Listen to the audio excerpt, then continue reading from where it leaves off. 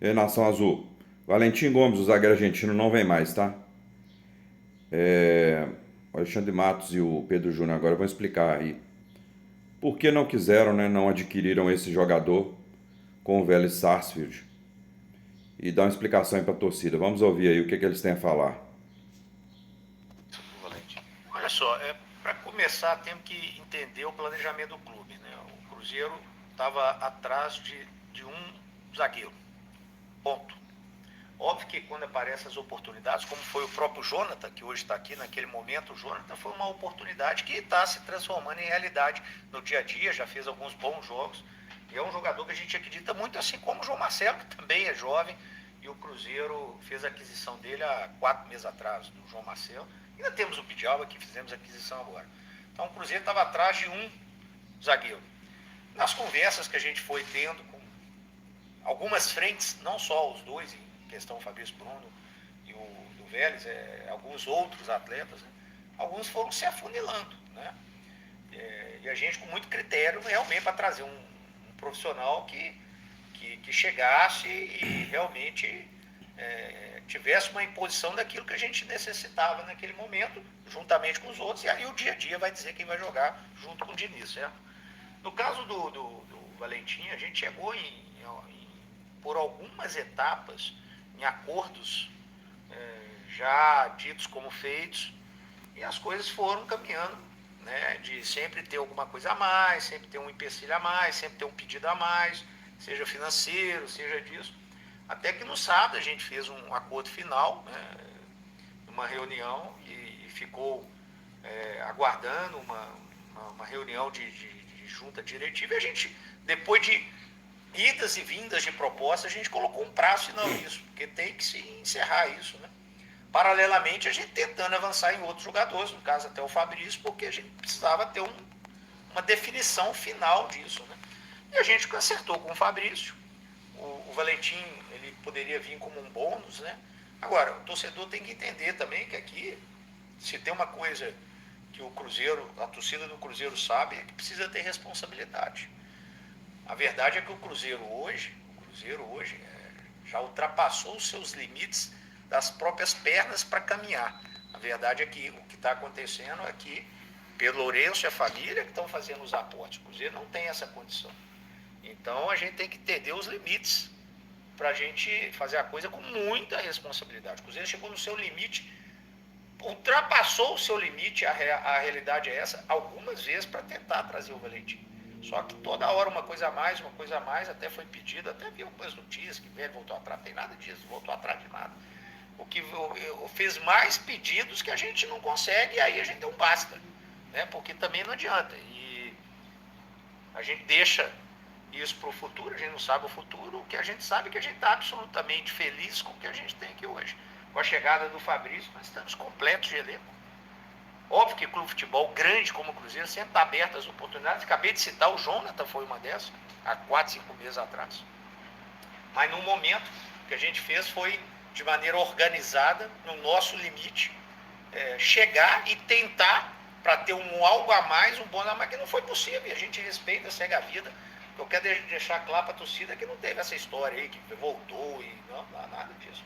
Que teve um desejo, parece, do jogador de vir, a gente conversou, eu conversei com o jogador também, com o empresário dele, o Diniz conversou, ele ficou encantado com tudo que ele escutou. Só que não foi possível, a gente chegou no nosso limite e chegar a hora do limite não adianta ficar postergando, até porque o limite financeiro do Cruzeiro já foi ultrapassado e a gente entendeu que não é o momento de dar esse passo a mais. Agora é o momento de fazer esse time funcionar, o Cruzeiro trabalhar muito bem esse time. Com isso, com certeza, as coisas caminhando bem, vão ter mais sócios torcedores, vão ter receitas no estádio, vão ter possibilidades quem sabe no futuro, a gente conseguir algumas receitas de venda de atletas. Isso tudo para aí sim a gente alavancar a receita e o Cruzeiro poder fazer investimentos de 1, 2, 3, 4, que não é o momento atual. O momento atual é da gente ter responsabilidade de fazer bem assertivo, que é o que nós fizemos com todos os jogadores que nós fizemos agora. Dizendo, claro, o Cruzeiro fez 9 contratações, dessas 9, o Fabrício, um investimento alto, o Christian, né, que teve um investimento também um pouco mais alongado, menor, e os outros jogadores, claro, tem salários, tem luvas, Mas os outros jogadores vieram sem essa. Então o Cruzeiro foi muito criativo para trazer jogadores e colocar aqui dentro, tendo a responsabilidade de todas as obrigações que a SAF do Cruzeiro tem, com pagamento de dívida, com, enfim, com tudo que tem que ser feito da maneira correta. No sábado a gente fechou e mandou o documento. Documento esse que ontem parece que foi respondido pelo empresário, dizendo algumas coisas, pagamento à vista, enfim, porque, ou senão tem que esperar para arrumar uma instituição financeira. Ou seja, ainda com algumas coisas a gente encerrou o assunto. Eu acho que agora o torcedor tem que valorizar o que foi feito e não se sentir que teve alguma perda, porque não teve perda nenhuma. O Cruzeiro precisava de um zagueiro, e na nossa opinião a gente contratou um dos principais zagueiros do futebol brasileiro, né? Para muitos talvez o melhor atuando no Brasil. É uma cria nossa, aliás fez um esforço hercúleo, isso nós temos que valorizar, né? O Fabrício fez um esforço do tamanho do mundo. Há muito tempo eu não vejo um jogador querendo tanto vir para um projeto do Estado como o Fabrício fez, né? Todos querem vir, mas ele fez uma força-tarefa dele mesmo muito forte para vir. Então acho que a gente tem que esquecer essa etapa e partir para outras. Gabigol chamou ele. ele. Quem está aqui, valorizar, no caso específico da nossa defesa, o Jonathan, o João Marcelo, o Bidjalba, o Fábio. São 4 zagueiros, né? Temos um menino despontando na copinha, daqui a pouco pode estar aqui conosco. E a gente vai estar sempre aberto a oportunidades, que seja o próprio Valentim ou outro, quem sabe no futuro. Mas nesse momento, o assunto está encerrado. Não tem mais que ficar pensando nisso e nem pensar que isso como uma espécie de frustração. Nós temos que valorizar o que foi feito e que talvez há 4, 5 meses atrás ninguém esperava que pudesse ser feito. O que foi feito, por exemplo, pela porta da torcida na apresentação de alguns jogadores do Mineirão, como foi uma coisa maravilhosa com mais de 40 mil pessoas.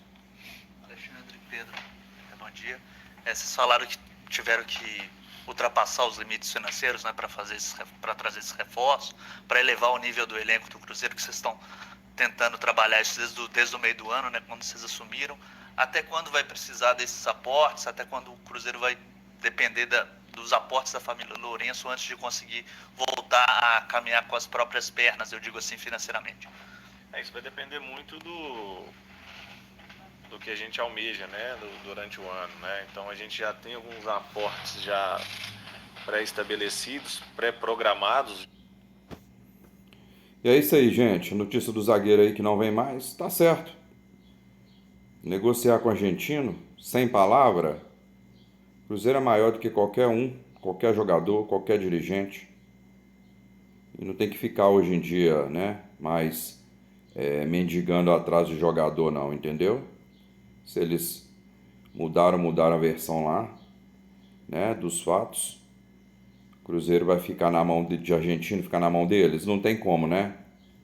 E é isso aí, pessoal. Deixa o like, se inscreva no vídeo e compartilhe o canal. Cruzeirense segue Cruzeirense. Abraço.